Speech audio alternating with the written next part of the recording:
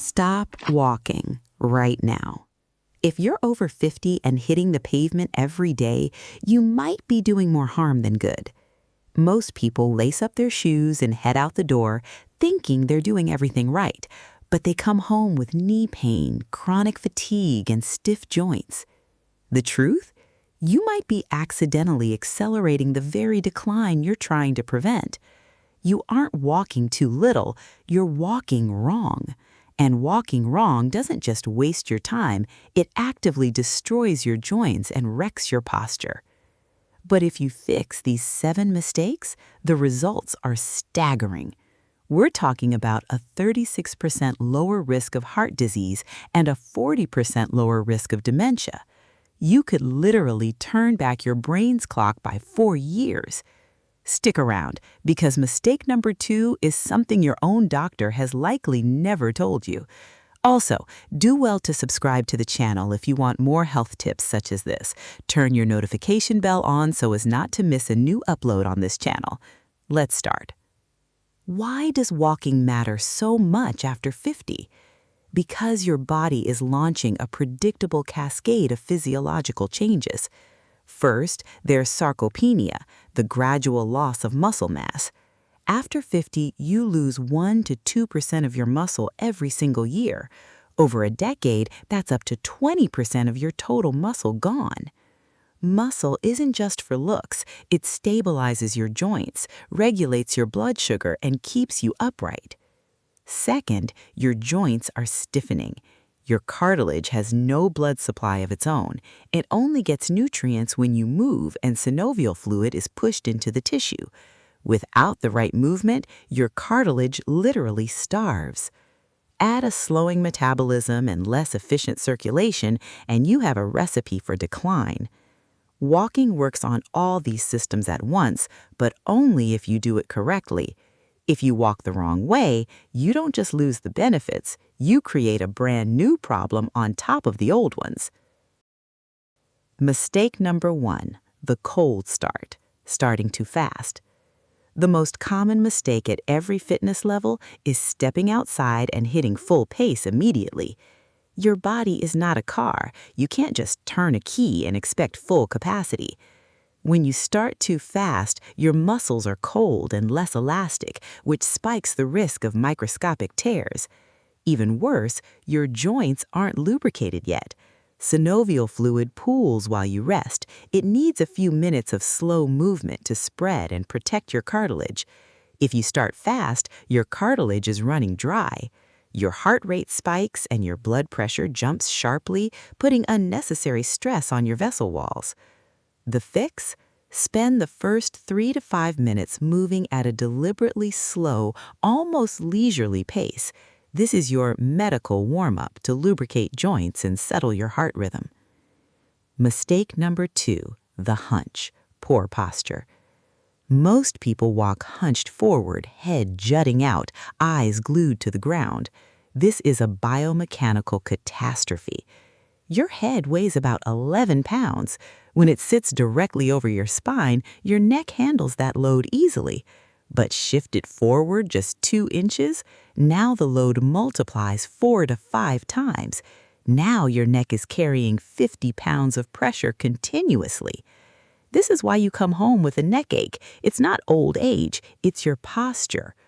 This hunch also hits your lungs. When your chest is compressed, your diaphragm cannot fully descend. You breathe shallowly, your body gets less oxygen, and you feel exhausted after only 20 minutes. The fix? Imagine a thin thread attached to the top of your head, pulling you gently upward. Keep your chin parallel to the ground and your eyes on the horizon, not the pavement.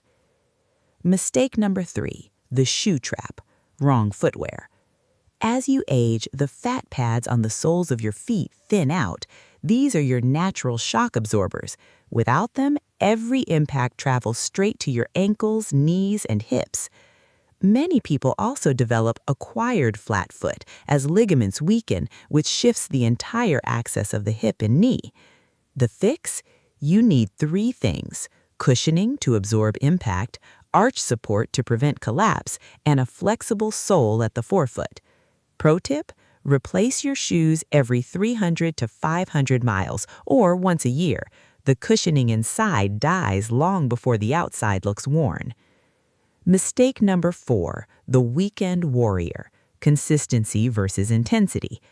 Many busy people save their walking for one long session on the weekend.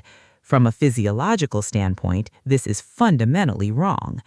Your body doesn't respond to isolated bursts. It responds to repeated, consistent signals. A single long walk after days of rest is a stress event for unadapted muscles. This leads to the false conclusion that walking isn't for me because your joints hurt the next day. The fix, 20 to 30 minutes on most days, is the minimum effective dose. Your body adapts to what repeats. Mistake number 5, the silent walk, brain and arm neglect. Walking is a whole body cross pattern. When your arms stay still or in your pockets, your spine has to over-rotate to compensate, triggering lower back pain. But there's a mental mistake here too, walking in silence. After 55, the cables in your brain, your white matter, begin to fray. The fix, practice cognitive dual tasking. Talk to a friend, count backward from 300 by sevens, or listen to an audiobook and summarize it mentally every 5 minutes.